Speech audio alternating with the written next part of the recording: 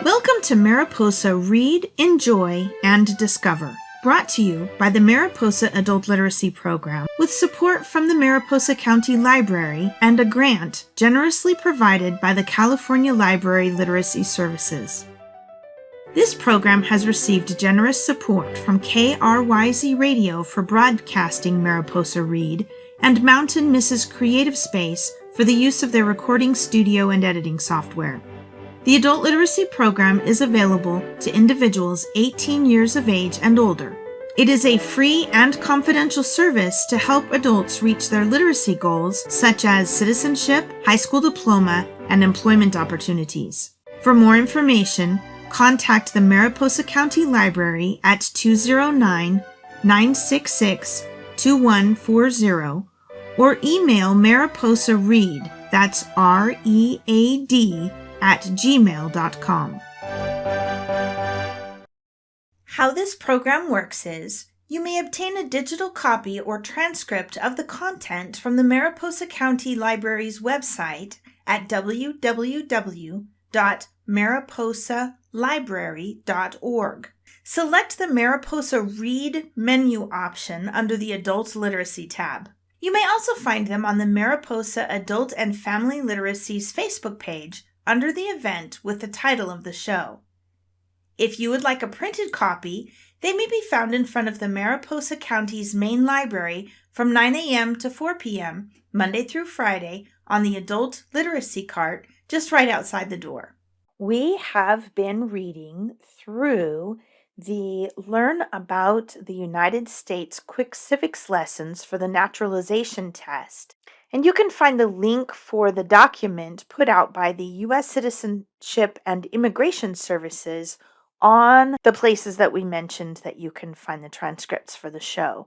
We also have some copies in the Adult Literacy cart out front, so you can get it there. We have left off to start with number 54 on page 13 of this document.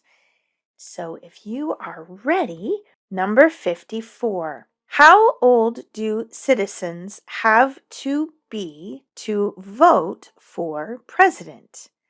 18, and then the number 18 is in brackets, and older. For most of U.S. history, Americans had to be at least 21 years old to vote. At the time of the Vietnam War, during the 1960s and 1970s, many people thought that people who were old enough to fight in a war should also be old enough to vote. In 1971, the 26th Amendment changed the minimum voting age from 21 to 18 for all federal, state, and local elections. The National Voter Registration Act of 1993 made it easier for people to register to vote. Now they can register to vote by mail, at public assistance offices, or when they apply for or renew their driver's license. 55. What are two ways that Americans can participate in their democracy? Vote, join a political party, help with a campaign, join a civic group, join a community group, give an elected official your opinion on an issue, call senators and representatives, publicly support or oppose an issue or policy, run for office, write to a newspaper. Citizens play an active part in their communities. When Americans engage in the political process, democracy stays alive and strong. There are many ways for people to be involved.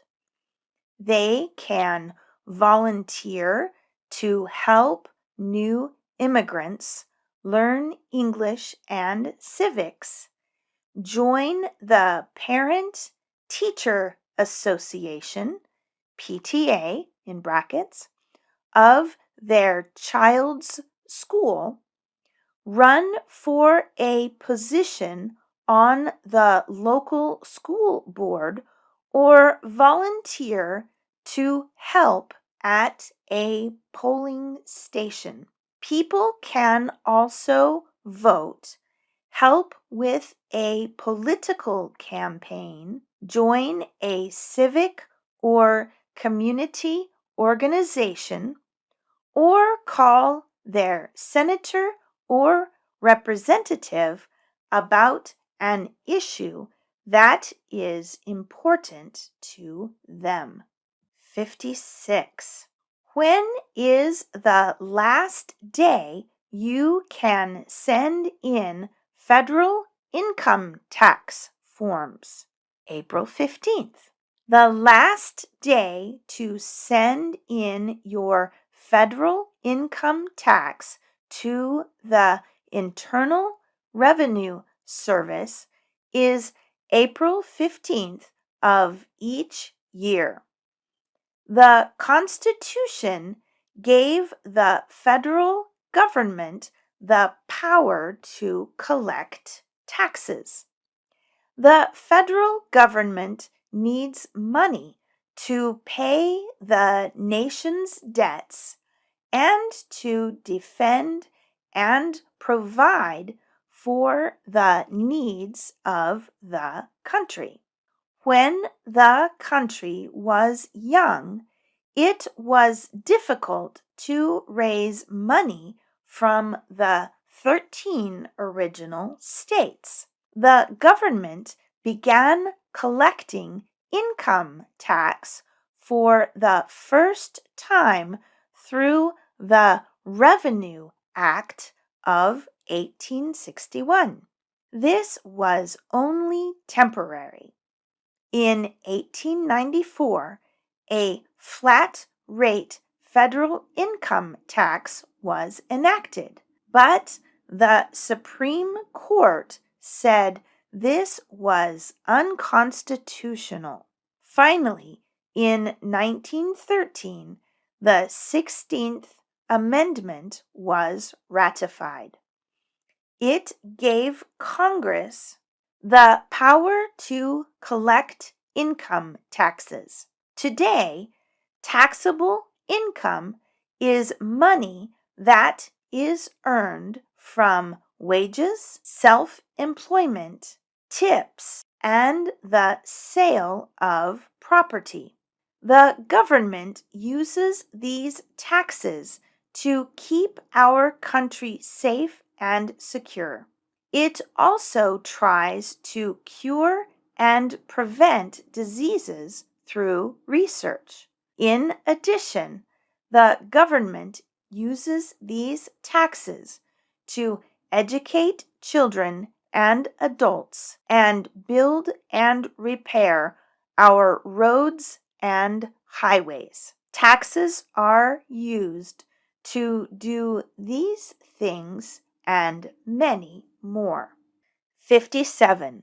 When must all men register for the Selective Service? At age 18. And then the number 18 in brackets. Between 18 in brackets, and 26, and the number 26 in brackets. President Lincoln tried to draft men to fight during the Civil War, but many people became angry and rioted. In 1917, Congress passed the Selective Service Act. This act gave President Woodrow Wilson the power to temporarily increase the U.S. military during World War I. In 1940, President Franklin Roosevelt signed the Selective Training and Service Act, which created the first draft during peacetime. This was the beginning of the selective service system in the United States today. The draft was needed again for the Korean and Vietnam Wars. Today, there is no draft, but all men between 18 and 26 years old must register with the Selective Service System. When a man registers, he tells the government that he is available to serve in the U.S. Armed Forces. He can register at a United States post office or on the internet. To register for selective service on the internet, visit the Selective Service website at sss.gov. And at the top of the next page, page 15, it says in the gray area, American history. For more than 200 years, the United States has strived to become a more perfect union. Its history has been one of expansive citizenship for all Americans. By learning about our shared history, you will be able to understand our nation's traditions, milestones, and common civic values. Our country is independent because of the strength, unity, and determination of our forefathers. It is important for future Americans to know this story. We are people working toward great ideals and principles guided by equality and fairness. This is important to keep our country free. As Americans, we have been committed to each other and our country throughout our history. The following section will help you understand American history from the colonial period and independence to the Civil War and other important events during the 1800s, 1900s, and today. A. Colonial period and independence. 58. What is one reason colonists came to America? Freedom, political liberty, religious freedom, economic opportunity, practice their religion, escape persecution. In the 1600s and 1700s, colonists from England and other European countries sailed across the Atlantic Ocean to the American colonies. Some left Europe to escape religious restrictions or persecution. to practice their religion freely. Many came for political freedom, and some came for economic opportunity. These freedoms and opportunities often did not exist in the colonists' home countries. For these settlers, the American colonies were a chance for freedom and a new life. Today, many people come to the United States for these same reasons. 59. Who lived in America before the Europeans arrived? American Indians, Native Americans. Great American Indian tribes such as the Navajo, Sioux, Cherokee, and Iroquois lived in America at the time the Pilgrims arrived. The Pilgrims settled in an area where a tribe called the Wampanoag lived. The Wampanoag taught the Pilgrims important skills, such as how to farm with different methods and how to grow crops such as corn, beans, and squash.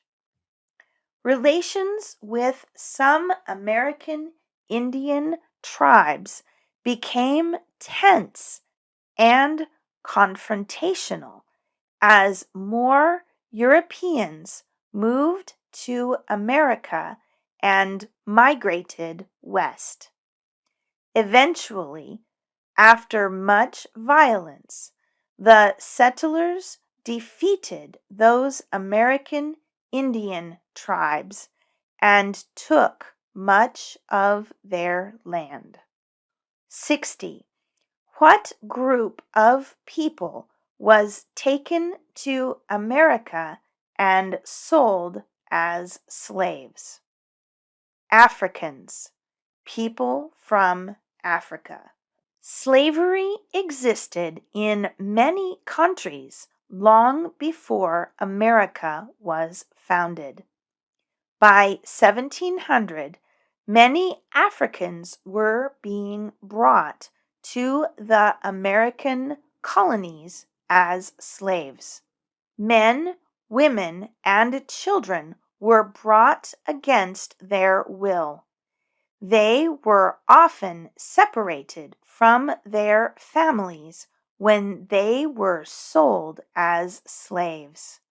Slaves worked without payment and without basic rights. Most worked in agriculture, but slaves did many other kinds of work in the colonies too.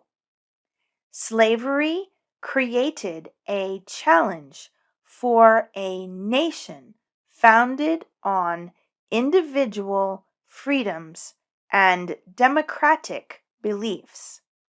It was one of the major causes of the American Civil War. 61. Why did the colonists fight the British? Because of high taxes, taxation without representation. Because the British Army stayed in their houses, quartering. Because they didn't have self-government. The American colonists' anger had been growing for years before the Revolutionary War began in 1775. The decision to separate from the British was not an easy choice for many colonists.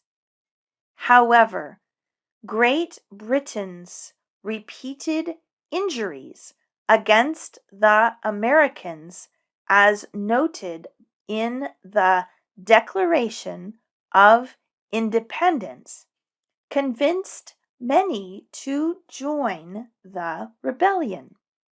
The British taxed the colonists without their consent, and the colonists had nobody to represent their needs and ideas to the British government.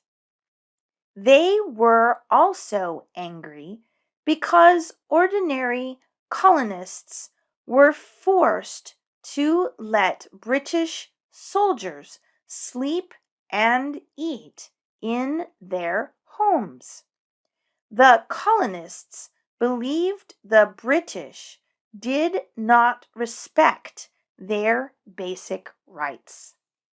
The British governed the colonists without their consent, denying them self-government. 62. Who wrote the Declaration of Independence? Thomas Jefferson. Thomas Jefferson wrote the Declaration of Independence in 1776. He was a very important political leader and thinker. Some of the most important ideas about the American government are found in the Declaration of Independence, such as the idea that all people are created equal. Another important idea is that people are born with certain rights, including life, liberty, and the pursuit of happiness. Jefferson was the third president of the United States, serving from 1801 to 1809. Before becoming president, Jefferson was governor of Virginia and the first U.S. Secretary of State. He strongly supported individual rights, especially freedom of religion. Jefferson wanted to protect these rights. For this reason, he did not want a strong national government. 63. When was the Declaration of Independence adopted? July 4th, 1776. In 1774, representatives from 12 of the 13 colonies met in Philadelphia, Pennsylvania, for the First Continental Congress. Of the 13 colonies, only Georgia was absent. These representatives were angry about British laws that treated them unfairly. They began to organize an army. The Second Continental Congress met in 1775 after fighting began between the colonists and the British Army. This Congress asked Thomas Jefferson and others to write the Declaration of Independence. When Thomas Jefferson finished his draft of the Declaration of Independence, he took it to John Adams, Benjamin Franklin, and the others on the committee to review it. After changes were made by the committee, the Declaration was read to the members of the entire Congress. The purpose of the Declaration was to announce the separation of the colonies from England. The Declaration of Independence stated that if a government does not protect the rights of the people can create a new government. For this reason, the colonists separated from their British rulers. On July 4th, 1776, the Second Continental Congress adopted the Declaration of Independence. 64. There were 13 original states. Name 3. New Hampshire, also pronounced Hampshire. Massachusetts, Rhode Island, Connecticut, New York, New Jersey, Pennsylvania, Delaware, Maryland, Virginia, North Carolina, South Carolina, Georgia. The 13 original states were all former British colonies. Representatives from these colonies came together and declared independence from Great Britain in 1776. After the Revolutionary War, the colonies became free and independent states. When the 13 colonies became states, each state set up its own government. They wrote state constitutions. Eventually, the people in these states created a new form of national government that would unite all the states into a single nation under the U.S. Constitution. The first 3 colonies to become states were Delaware, Pennsylvania, and New Jersey. This happened in 1787. 8 colonies became states in 1788. These were Georgia, Connecticut, Massachusetts, Maryland, South Carolina, New Hampshire, Virginia, and New York. North Carolina became a state in 1789. Rhode Island became a state in 1790. Although the colonies were recognized as states after the Declaration of Independence, the date of statehood is based on when they accepted the U.S. Constitution. Today, the United States has 50 states. And that is all that we are going to have time for today. We will continue with reading this document on the next Mariposa Read show and possibly one more after that. We very much thank you for listening to Mariposa Read here on KRYZ Radio, and we certainly thank KRYZ for their support of the Mariposa Adult and Family Literacy Program. We will be re-airing this show on Sunday at 2:30 p.m. right here on KRYZ, and then we will continue reading this document for our next show next Thursday at 7:30 p.m., and we do hope that you'll join us. This has been Mariposa Adult Literacy Program's Read, Enjoy, and Discover on KRYZ 98.5 LPFM.